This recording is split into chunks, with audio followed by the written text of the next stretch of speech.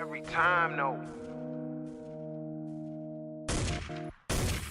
I would like to personally welcome you to Man Hour After Dark. Say that thing. While I bring you the host, Mike, Buck, and Cone. You know who's coming to the stage. Sports talk than what you about to hear right here. I second that. Go. You know that it's us when we talking about sports. Giving you facts on the field to the core. Tune in, we need the support. 1 hour too short, then listen some more. On all your stations, not dropping no music. Stripes like Adidas, but Nike just do it. Down 4 in the 4th, we go for the win. Michael 2 seconds, we taking it in. Buck, Mike, and Combs, you know what's going on. Man, now we're After Dark, no LA, we the big spark. No 4th and inches, won't cut you short. Got the best talking, it's all sports. Buzzing more than buzzer beaters. We coming live all through your speakers, go.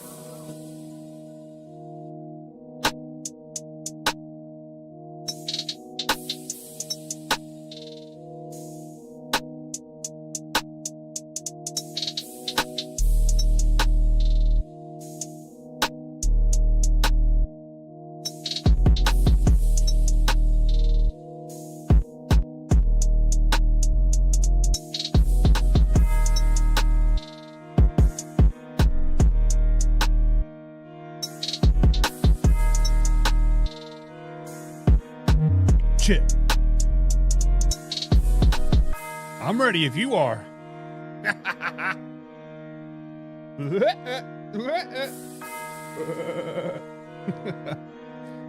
Yep.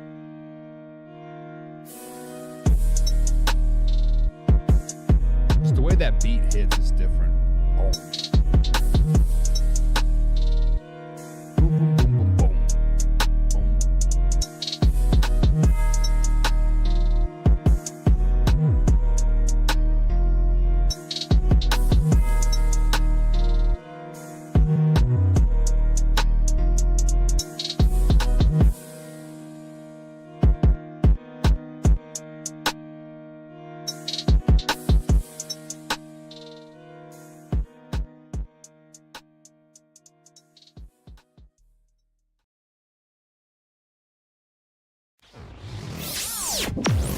And now, Mike's thoughts.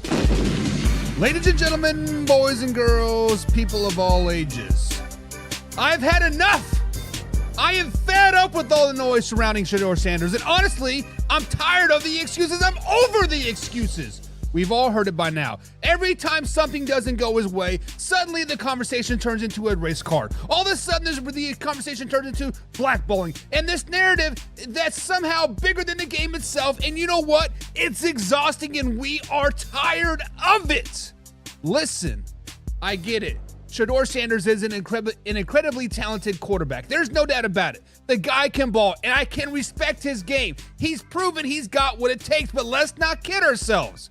Every time he faces criticism, every time he falls in the NFL draft, anytime something just isn't, Shedeur Sanders, praise the Lord, it immediately falls back to pointing fingers at his race or some grand conspiracy of the blackballing. Seriously, where are doing this again?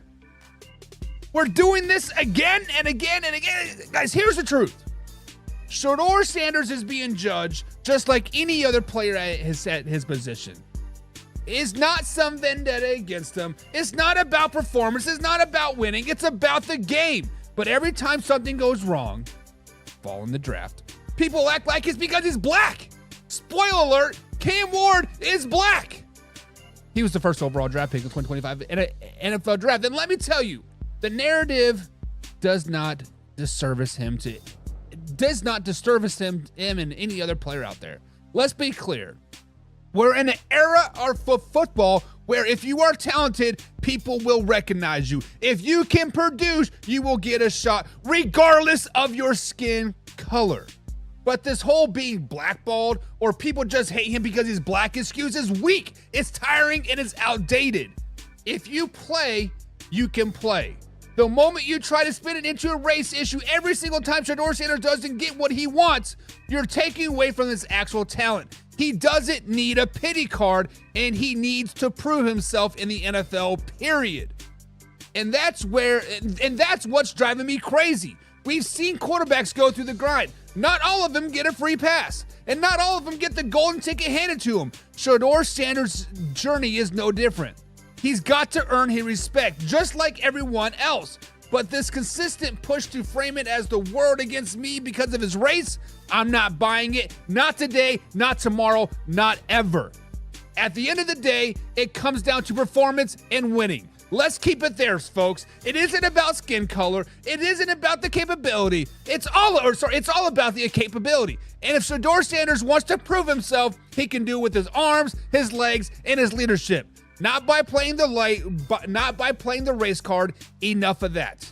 All right, guys, now let's move on and cue that intro.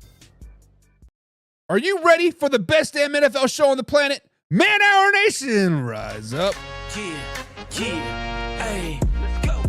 Hitting that gridiron, we going hard, we running the plays. You know the vibe, only the strong survive. Gotta keep your head in the game. Talking NFL, uncut, straight raw, steady bringing that sauce. We about to take off, get it hype. This man, our sport talk. Yeah, from the quarterback to the lineman, everybody bringing heat. You don't really wanna try them. Hey, who gon' win? It's a battle of the giants. This show is the flyest, nobody can deny it. This is Man Hour. Sport Talk. Man Hour. Sport Talk.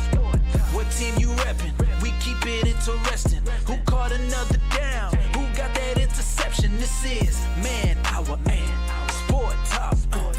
Man Hour. Sport Talk. What team you reppin'? We keep it interesting. Who caught another down? Who got that interception? Let's go. What is up, Man Hours Nation? Welcome to Man Hour NFL Talk. This is your go-to spot for live, raw, uncut NFL talk. I'm so glad you are here with us today. And guys, before we dive into today's action, let me tell you a little bit about manhourradio.com. That is where you can grab all your exclusive merch, check out the latest blogs, and get up to date on everything what we are doing. If you're repping the Man Hour, guys, that is the place to do it. manhourradio.com. Get yourself some merch and save you some $1 bills, y'all. And hey, do not forget to hit the like button, share this live stream with a couple friends, and sure to subscribe to the channel as well. It's the best way to stay connected with us, and make sure you never miss a live show, as we are live every Monday through Friday at 9 p.m. East Coast time. But wait, there's even more. You can become a pigskin pundit. That's our members-only community where you get free entry into our weekly NFL picks, giveaways, and exclusive merch. You also get access to extra live streams that only our pigskin pundits get. So if you want the full man experience, you gotta become a Pigskin Pundit today. Now remember, this is a live interactive show, so make sure you comment down below. We want to hear from you, your thoughts, your opinions, and your hottest of the hottest takes. We're all about that conversation.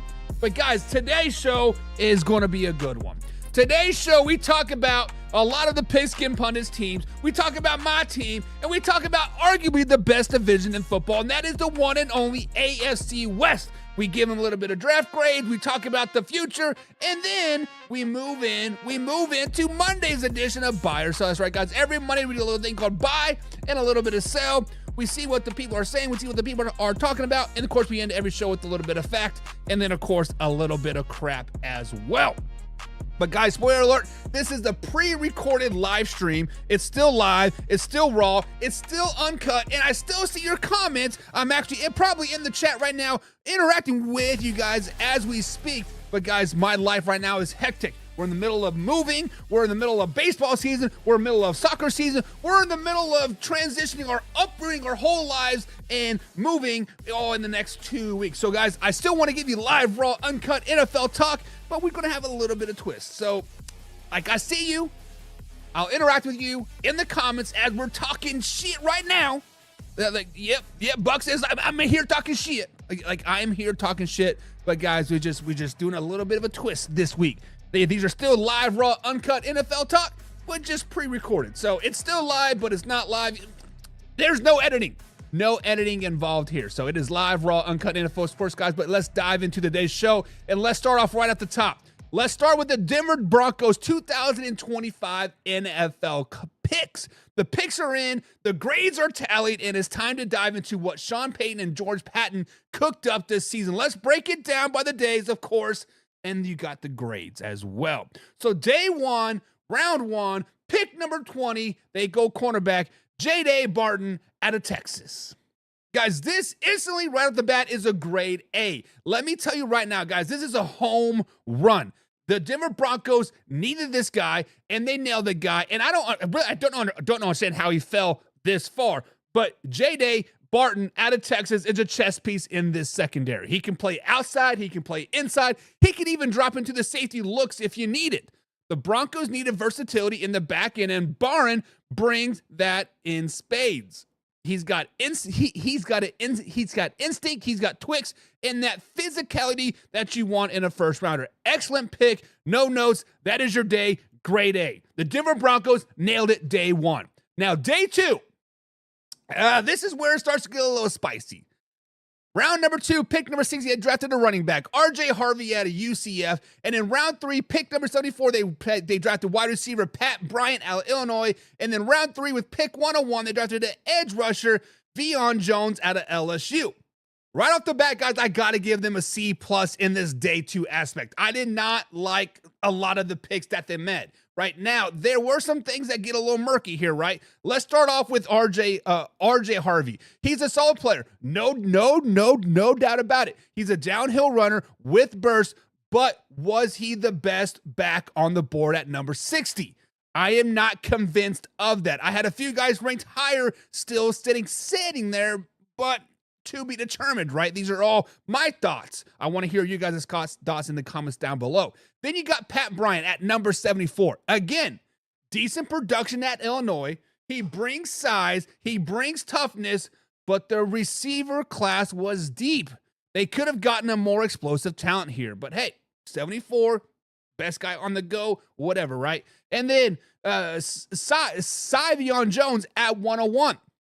This is where it perked up a little bit, right? Big time upside from this guy from LSU. He has length, he has a motor, he has tools. He just needs a little bit of coaching, a little bit of refinement. And if the coaching staff can unlock him, this pick might be a hidden gem for the entire class and definitely update grade 2. But overall, day 2, I felt like it was a reach or too many, right? That's why I'm sticking with the C+ here, and I absolutely do not love this grade. But Veon Jones could be a really, really good pick moving forward. Guys, I'm terrible with like names. You guys know this by now, and it's honestly, it's been an ongoing joke for Man Hour for the last couple seasons, so it is what it is. Now, moving on to day 3. Round 4. At pick 134, they drafted edge rusher Q Robertson out of Alabama. And then round number 6, pick 216, they drafted punter Jeremy Crashaw out of Florida. And then round 7, pick 241, they drafted tight end Caleb Lautner out of Utah. Those 3 picks, I give them a grade B. Day 3 lands on flyers and special teamers and long shots, right? But I actually did like what the Broncos did here. Q Robertson, not a full-time player at Bama, but do not let that fool you. This guy had burst, and he could become a nice situational rusher while cutting his teeth on special teams. And at 216, they took the punter, Jeremy Crenshaw. Yeah, I know. I was thinking the same thing, a punter, but hear me out. This kid has a cannon of a leg. With Riley Dixon gone, this was a need, and they got one at the best value. Guys, I actually had to go back and watch film on a punter. Yes, on a punter, I watched film. Yes, he could kick the damn ball. And then their final pick, the Denver Broncos went deep into the project pool with tight end Caleb Lautner, a former basketball player who made the transition to football. He has a massive frame. He's athletic, but he is raw. But in the 7th round, that's the kind of gamble that I can live with. So solid work on day 3. I'm going to give them a B. So overall, day 1, they nailed it. A plus, right? Second day, C plus. Just not sold on their first 2 picks. Day 3, I like it. Middle of the line, B grade there. So where does that leave us overall? Strong start with the slam dunk with Barton, right? Questionable value on day 2, and intriguing upside picks to close it out.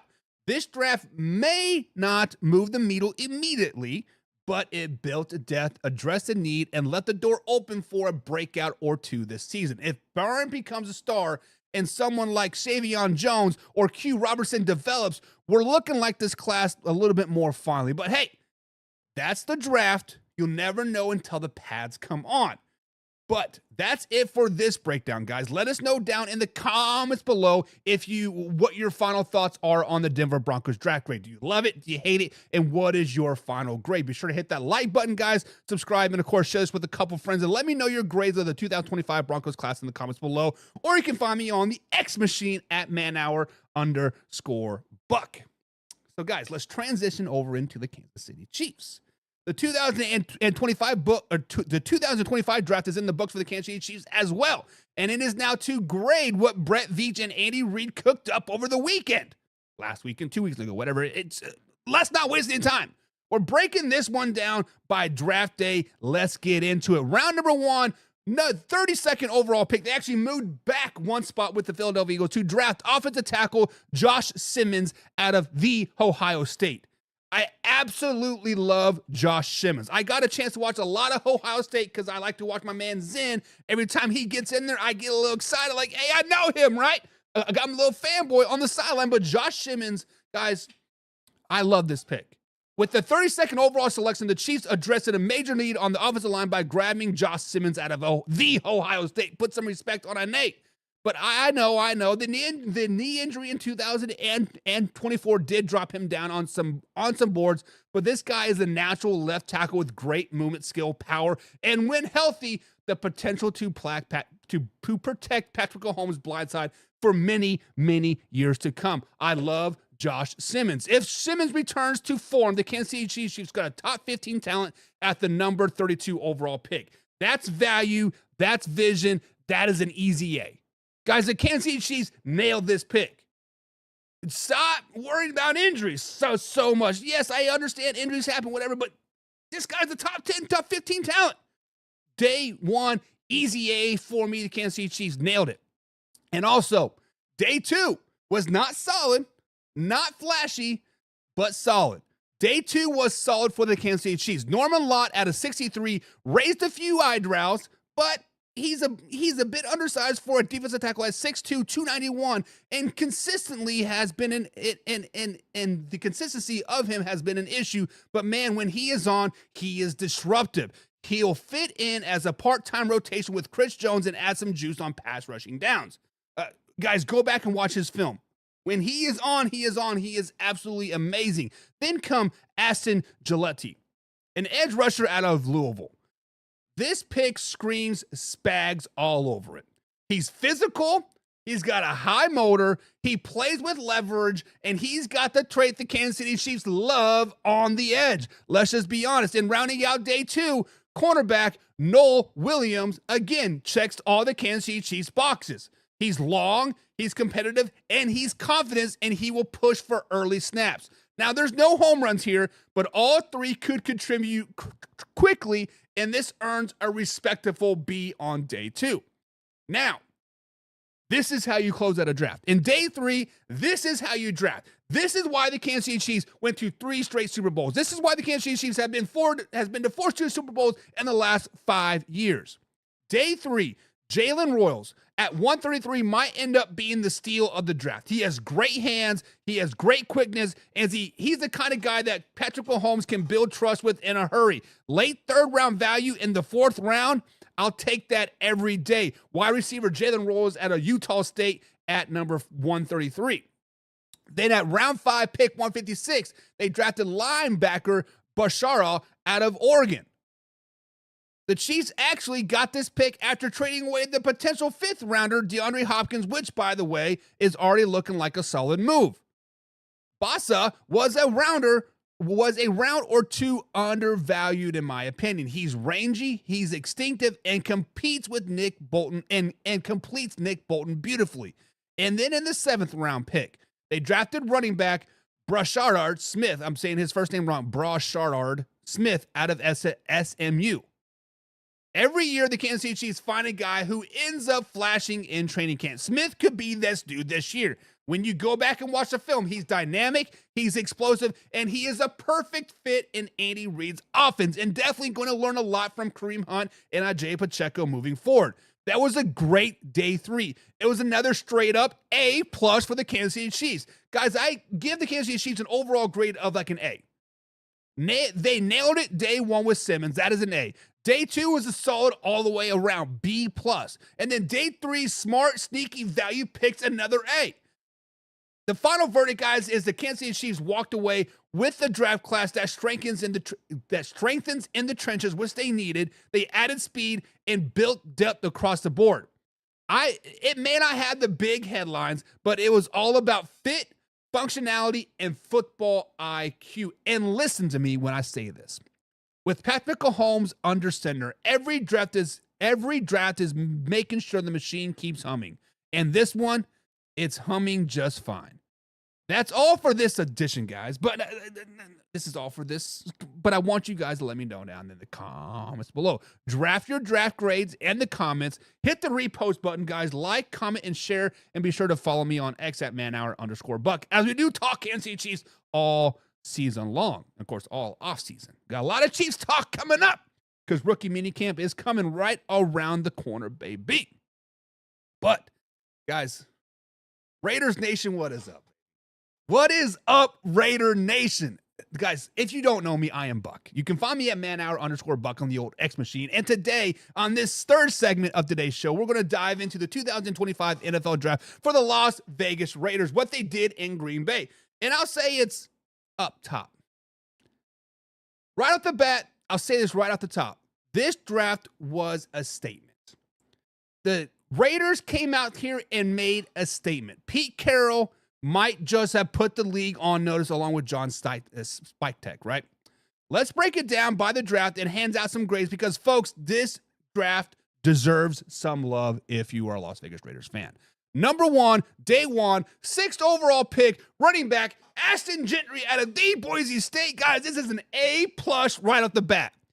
Now, listen, if you watch Gentry play at Boise State, you already know what he is all about. The straight-through contact, the ability to make guys miss, and the burst in the open field, it is an elite-level top 5 running back right off the bat in the NFL. Now, there were grumblings that he wouldn't get past the Raiders at 6 if he was still there. And guess what? They didn't blink. They took their guy. You question taking a running back this high, but this wasn't about just need. This is about getting a game changer in the backfield to pair with Geno Smith, or whoever ends up taking the snaps, Aiden O'Connell, whatever, in Las Vegas. It doesn't matter. Ashton Gentry is a game changer, guys. This is an easy A+ on day 1. They went out there, they got the second best guy in the NFL draft. Bada bing, bada boom, A+ baby. Now, day two. Day two is all about building the foundation.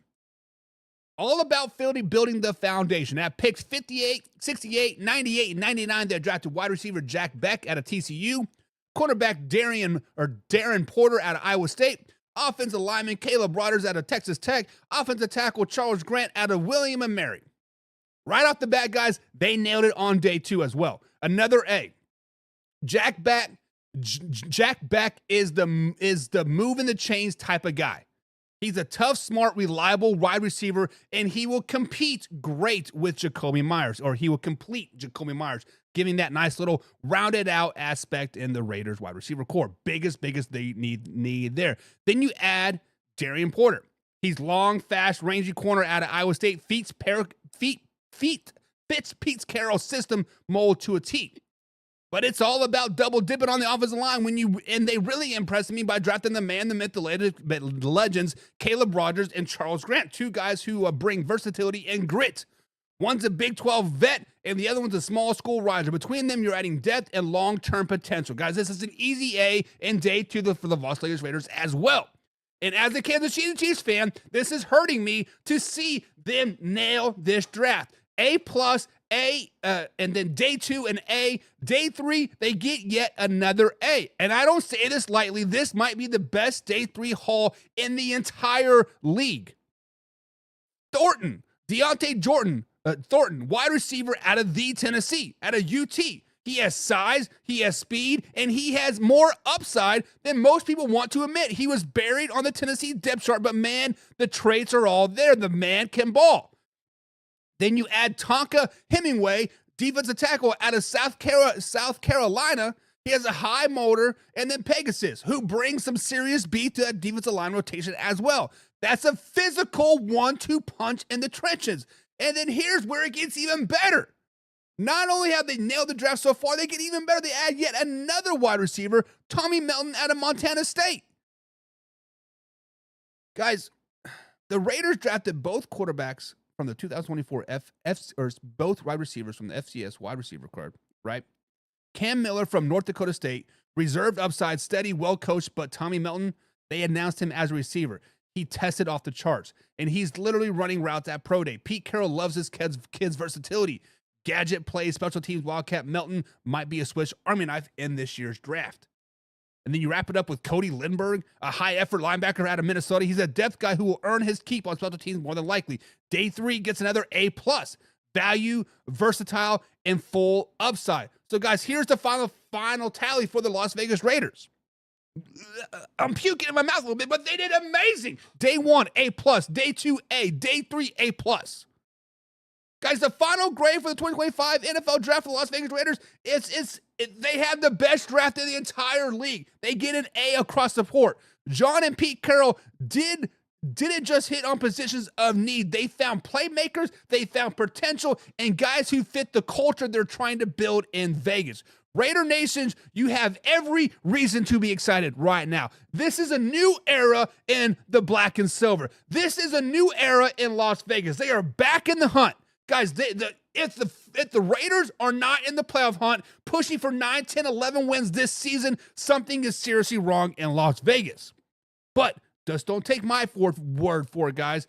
In the comments below, let me know what you guys' thoughts on this Las Vegas Raiders draft class. What their draft needs, what grade do they get? Did this put them back in the hunt in the AFC West? But Raiders Nation, you have every reason to be excited. The new era is here. But guys, make sure you hit the subscribe button down below, hit that like button, and don't forget, guys, this is a live interactive show. Be sure to comment down below as we are live every Monday through Friday at 9 p.m. East Coast time right here at youtube.com/man hour. But let's finish out the AFC West draft grades, and let's move on over to LA. The LA Chargers. What is going on up there in Bolts Nation, right? You guys can find me on X at manhour _ Bruck, but let's break down the 2025 draft class for Jim Harbaugh's Los Angeles Chargers. Whew. Guys, this is Jim Harbaugh's, second full draft with the Bolts, and it did not disappoint. This wasn't a flashy group. It wasn't about headlines. It was about a blueprint draft and build from the ground up draft. And let's get into it. Day 1. Round 1, pick number 22, running back Omari Hampton out of North Carolina. Absolutely love this running back. I actually thought that he was going to go a little higher, but the Chargers said, we're running the rock, and they doubled down on it by taking Hampton out of North Carolina. The kid is physical. He runs with power, balance, and vision. If you watched any UNC tape last season, you know he broke tackles like it was a hobby. This man was a man on a mission each and every time he touched the ball. Harbaugh is going old school, punch you in the mouth type of football, and Hampton is a tone setter. This is exactly the kind of back that fits that system. If you want to win in December, better yet, if you want to win in January, you be able to run the ball. This is an A grade, no doubt about it. Omarion Hampton out of North Carolina. Running back, guys. And then day 2, wide receiver Trey Harrison out of Mississippi and defensive tackle Jamari Ray Caldwell. Wow. Messed that completely up. My bad. I had no disrespect. I'm just terrible with names. He is a defensive tackle out of Oregon. Overall grade for that is a B+. Trey Harrison is a vertical threat with strong hands, which the Chargers need. They have no receivers that can catch the ball. When healthy, he wins downfield. He's the kind of guy who will stretch the field for Justin Herbert and opened up the box for Hampton's smart pairing. Now Caldwell, solid pick. Fills our clear need at defensive tackle. They need a defensive tackle, and they filled it. This is where some edge options here may have been offered a more of an upside, but Caldwell plug-and-play toughness is hard to ignore. Good value overall, right? Harbaugh played this smart. He didn't reach, let the draft come to him a little bit. That's why I give them a solid B+ for day 2. Now, moving on to day 3. This is where teams win these drafts. If you want to win drafts, you do it in day 3. And guess what, guys? The Chargers crushed it. Kyle Kendall may not be a twitchy, but he's got heart and he's got hustle. You need those rotational edge guys who know how to finish plays. That is him. Then boom, back to the steals. Keandre Lambert-Smith out of Auburn. Explosive in space, quick feet. He can eat in the slot. Gadsden the second. Listen, I don't know how he fell this far. Big body, smooth route runner, great hands. If he stays healthy, he's a mismatch nightmare. Branson Taylor, another injury dropper, but his size and movement skills, he'll be a guard starter by year 2. Mickens adds competitive to the deep DB room. Do not be shocked if he cards out on special teams route quickly. And Trey Quainzing Bridges out of Florida, corner, 6'3". He's long, he's rangy. Harbaugh's going to love what he brings to the sub packages. This is how you round out your roster. Versatile, upside is rich, guys with chips on their shoulders, guys. Day 3 gets yet another A. So the final tally, day 1, A. Day 2, B+. Day 3, it is an A. That averaged out to be a strong A- overall. And the Chargers fans, you should be pumped as well. This draft wasn't flashy. It was about foundational pieces. It gave Herbert tools. It gave Harbaugh his tone. And most importantly, it gave the Bolts depth, which they've been lacking for many, many years. But I cannot wait to see these rookies in camp. But in the comments below, guys, let's get into the comments and let's discuss your thoughts. What do you guys think of this draft? Who is your sleeper pick? Drop it below and let's talk about it. Let's talk about it. Remember, guys, we are live every Monday through Friday at 9 p.m. East Coast time right here at youtube.com/manhour.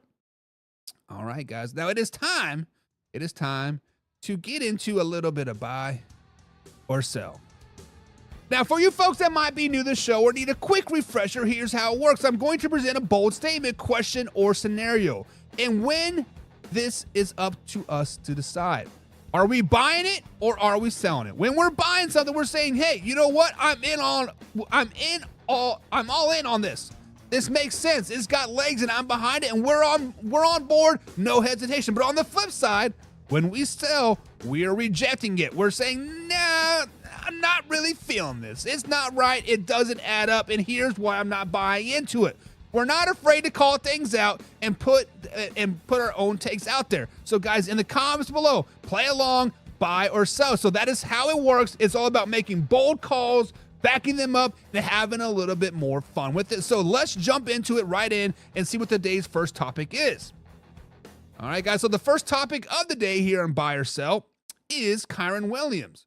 We are to be talking about Kyren Williams, the Los Angeles Rams standout running back who's already making major impacts in just a few seasons. But here's the biggest question. Has Kyren Williams already reached his peak? So, guys, buy or sell. Has Kyren Williams reached his peak in LA Rams? Is he already at his best? Or is there another gear we're about to see him hit?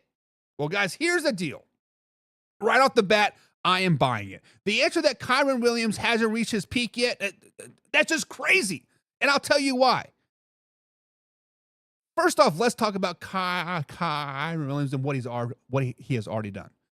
It is impressive.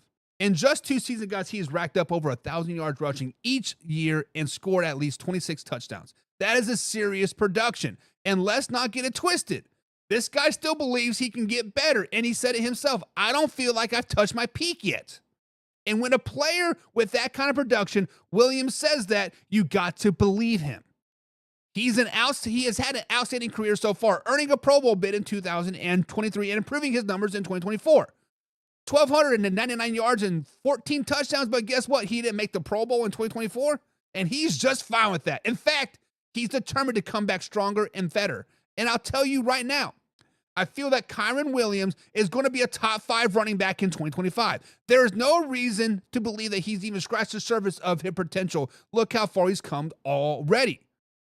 Now, let's flash back, right? He was buried in the depth chart his rookie season. In year 2, after the trade of Cam Akers, he stepped up to become RB1 and earning a Pro Bowl nod. And then he improved on those numbers yet again in year 3, which this guy knows he's going to get better season after season. Now, here's another thing. Guys, Williams is heading into his last year of his rookie contract, so he's got extra motivation to perform.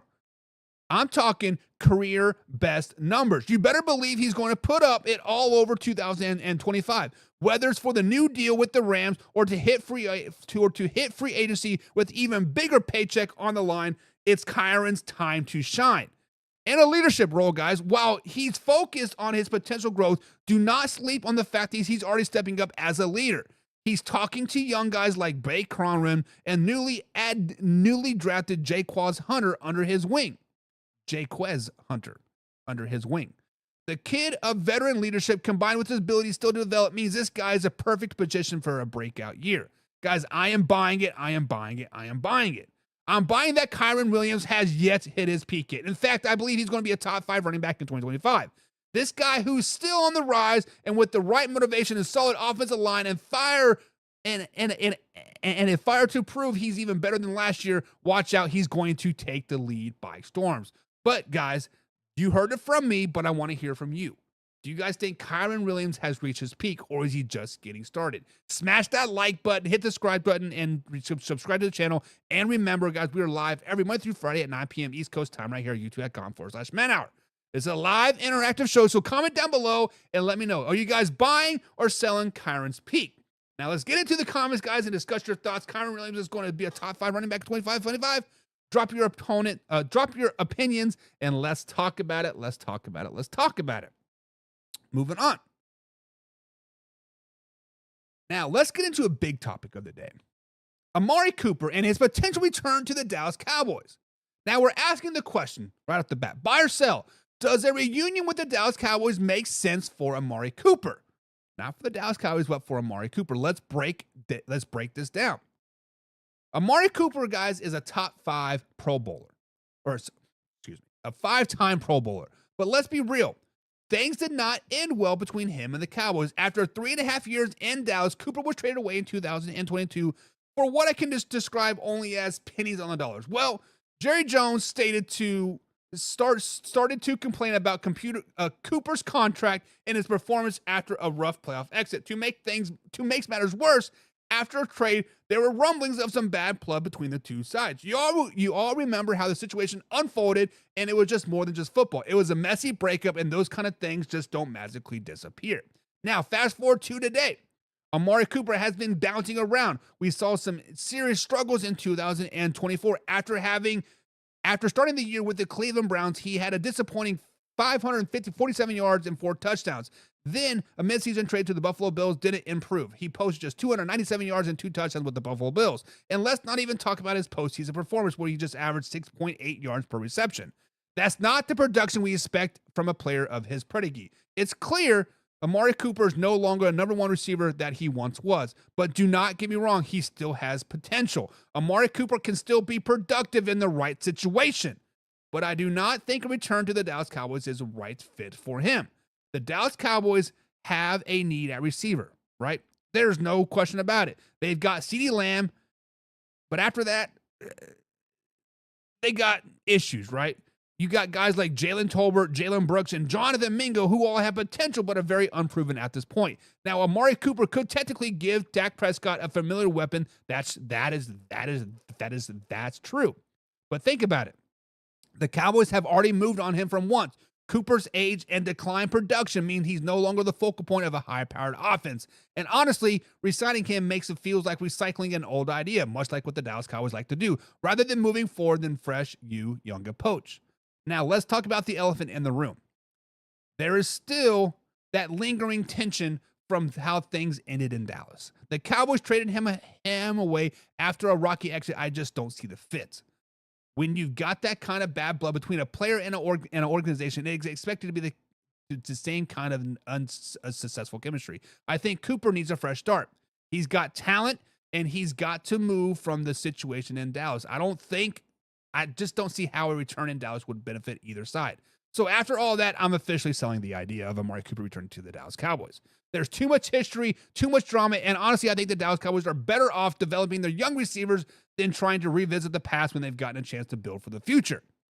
But all right, Cowboys fans, people in the chat, I want to hear from you, buy or sell.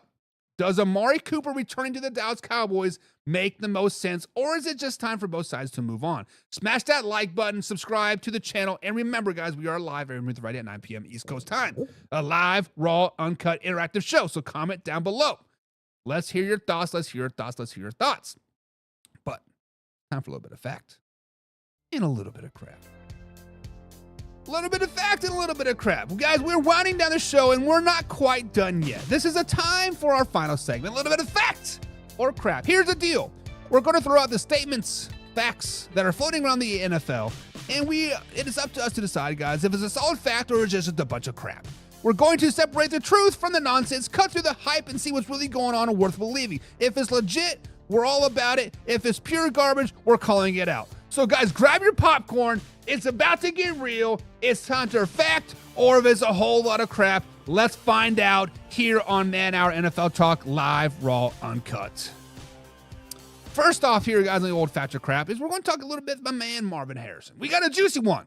The question is on the table, guys. Fact or crap? Will Marvin Harrison Jr. be a top 10 wide receiver in the NFL in 2025? Now, we all know he's had an average rookie season last season, but let's break it down and see if the hype is real. Let's go. All right, guys, so let's talk about Marvin Harrison Jr., the Arizona Cardinals 2024 first-round pick, number 4 overall. His rookie season was, let's just say it wasn't exactly a breakout performance. He finished with 62 catches, 855 yards with 8 touchdowns. Not bad, but not exactly what many expected from a top 5 pick, right? Especially when you compare him to other rookies like Brian Thompson Jr., Malik Neighbors, who had much bigger numbers. Now, here's where the question gets interesting. In the second year, a lot of people, including the Arizona Cardinals head coach Jonathan Gannon, expect a major leap from Harrison. And why wouldn't they?